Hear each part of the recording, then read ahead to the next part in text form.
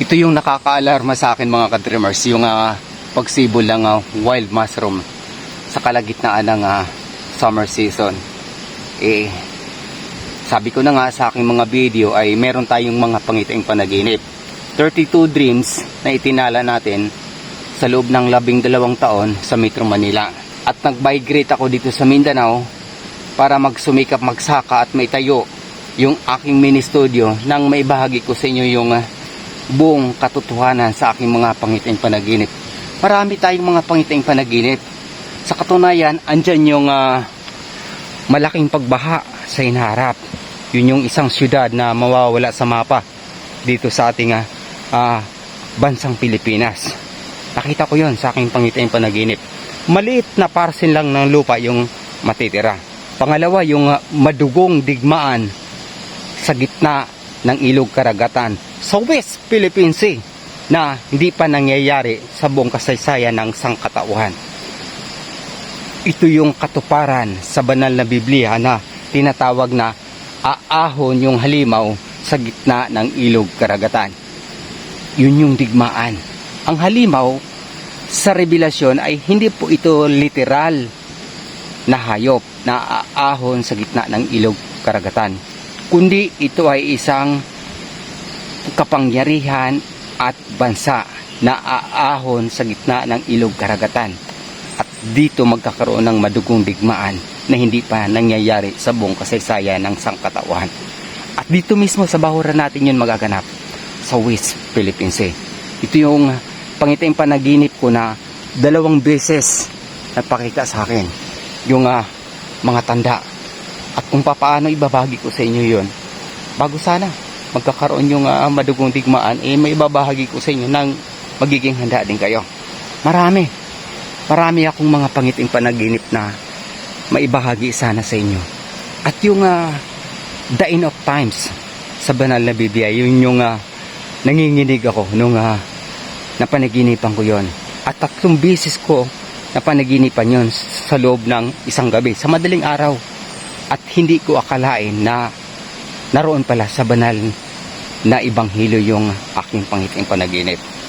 Kaya sana tulungan nyo ako Hindi ako nagmamadali na ma-monetize. Ang perception ko dito ay may plano ang Diyos kung kailan ko may ilahad yung buong katotohanan sa aking mga pangitiing panaginip. Kaya medyo kailangan na nating paigtingin yung ating pananampalataya sa Diyos na buhay. Lent season ngayon.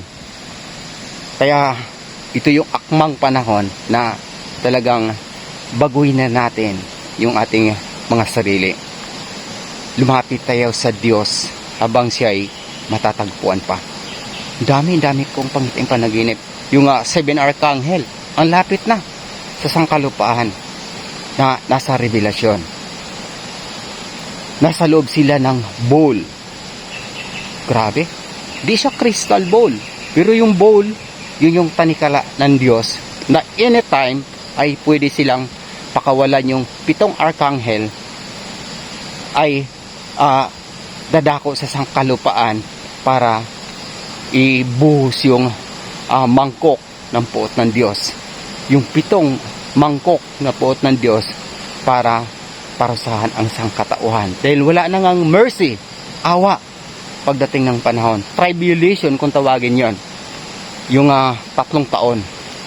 So dito magaganap. Yung 7 arkanghel na nasa loob ng bowl ay bowl. Sa Tagalog, bowl na. Huwag ng bowl pa English ka pa, bowl. Bowl yung mas maintindihan natin. Mangkok sa ibang terminology.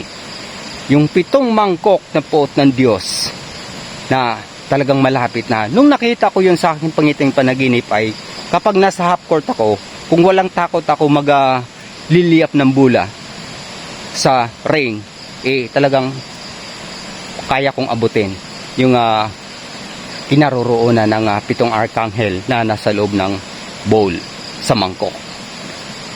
Sila rin yung tutugtog at sasayaw para salubungin yung muling pagparito ng Panginoong Hesukristo. Yun mismo yung nakita ko sa aking pangitiing panaginip, kung paano sila tutugtog at sasayaw.